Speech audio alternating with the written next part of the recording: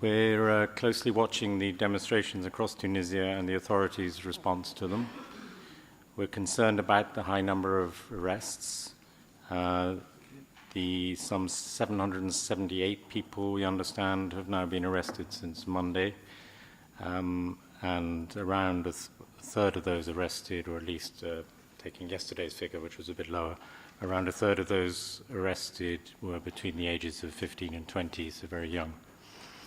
We call on the authorities to ensure that people are not arrested in an arbitrary manner, and that all those detained are treated with full respect for their due process rights and either charged or promptly released.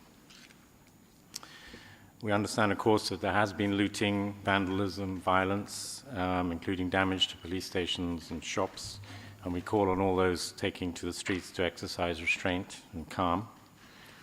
The authorities must ensure that those exercising their rights to peaceful expression and assembly are not prevented from doing so. Ahead of the 14th of January anniversary of the 2011 revolution, so that's Sunday, I think, is the anniversary, it's particularly important to ensure that demonstrators are able to protest peacefully and are not held responsible or penalized for the violent acts of others. And we urge all sides to work together towards resolving, with full respect for human rights, the economic and social problems that are underpinning the unrest in Tunisia.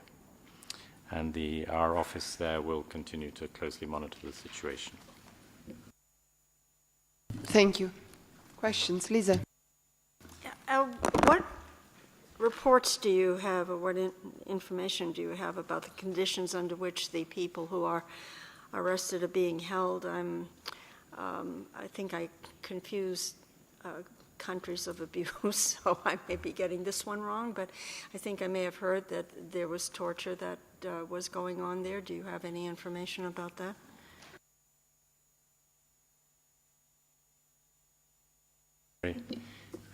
We don't actually have an email precisely on that. At the moment, we don't have reports of ill treatment, but it's something we look out for, because there have been reports in the recent past in other situations of ill treatment of people in detention. So it's something we would look out for very closely. But at this point, we haven't had any specific reports. Other questions? I can't. Yes, Stephanie? Rupert, you missed the earlier exchange, perhaps. Do you have any comment on Mr. Trump's reported comments about quote-unquote shithole countries, which is, of course, all linked to the, removing the temporary protection status for people from Haiti, Salvador, Nicaragua, etc.?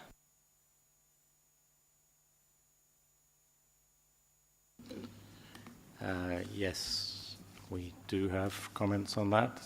So if confirmed, these are shocking and shameful comments from the President of the United States. I'm sorry, but there's no other word one can use but racist. You cannot dismiss entire countries and continents as shitholes whose entire populations, who are not white, are therefore not welcome. The positive comment on Norway makes the underlying sentiment very clear. And like the earlier comments made vilifying Mexicans and Muslims, the policy proposals targeting entire groups on grounds of nationality or religion, and the reluctance to clearly condemn the anti-Semitic and racist actions of the white supremacists in Charlottesville, all of these go against the universal values the world has been striving so hard to establish since World War II and the Holocaust. So this isn't just a story about vulgar language, it's about opening the door to humanity's worst side. It's about validating and encouraging racism and xenophobia that will potentially disrupt and even destroy the lives of many people. And that's perhaps the single most damaging and dangerous consequence of this type of comment by a major political figure. I'd also like to refer back to the High Commissioner's speech at the Human Rights Council in September, in which he called on Congress, the US Congress, to provide a durable legal solution to the so-called dreamers. The future of the Dreamers should not be used as a bargaining chip to negotiate the most severe and restrictive immigration and security measures possible. These are human beings, not commodities. And we're also very concerned indeed about the decision to terminate the temporary protection status for people from El Salvador. I believe that's around 180,000 people for September next 2019.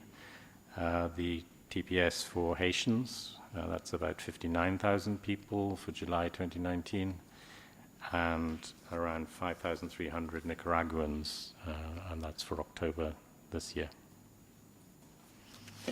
Thank you. Other questions to Rupert? No? No, I can't see any. So thank you very much.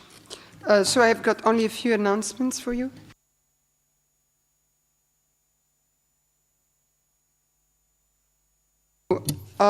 Just a couple of announcements. We have the first committee on which is the Committee on the Rights of the Child, that is starting its work next Monday at Palais Wilson for its 77th session that will last from 15th February to 2nd of February. Sorry, 15th January to 2nd February. Merci. Countries reviewed in this session will be Sri Lanka, Guatemala, Panama, Seychelles, Spain, the Solomon Islands, Palau, and the Marshall Islands. We have only one press conference to announce you, which is on Friday, 12th January at 2 p.m. in Press Room 1. It's by the dispute settlement body, on the dispute settlement body, and it will be given by Dan Prusin, information officer. And that's all I have for you. Yes, Frédéric. Oui, juste une question au sujet du programme pour la semaine du 22. Le secrétaire général, je pense qu'il se rendra à Davos. Est-ce qu'il va passer par Genève avant? Et aussi la conférence du désarmement reprend sa... Est-ce que la plénière sera le mardi comme d'habitude ou le lundi 22? Est-ce que vous savez? Ok, alors sur la première question, les voyages du secrétaire général vers Davos n'ont pas encore été annoncés. Comme j'ai dit tout à l'heure, il tiendra une conférence de presse les 16 et je pense qu'il y aura des annonces qui seront faites à ce moment-là par rapport à ces prochains voyages, pas seulement Davos mais aussi d'autres voyages. L'autre question que tu as posée, effectivement, ce que je peux te dire, c'est que je sais que les secrétaires généraux adjoints pour le désarmement sera là pour ouvrir la conférence. Nous sommes en train de voir s'il est possible d'organiser une conférence de presse. Par contre, la date exacte, je ne l'ai pas avec moi. Alors, on va peut-être revenir vers vous. Je peux voir si j'arrive à la trouver juste une seconde. Non, je ne l'ai pas ici avec moi, donc on va vous la confirmer dès que possible, dès que je rentre au bureau, parce que j'ai vu passer l'information, donc on va vous la donner. Ouais, c'est ça. Ok. D'autres questions? Non? Tout le monde s'arrache la feuille. Merci beaucoup et très bon week-end et à la semaine prochaine. Merci.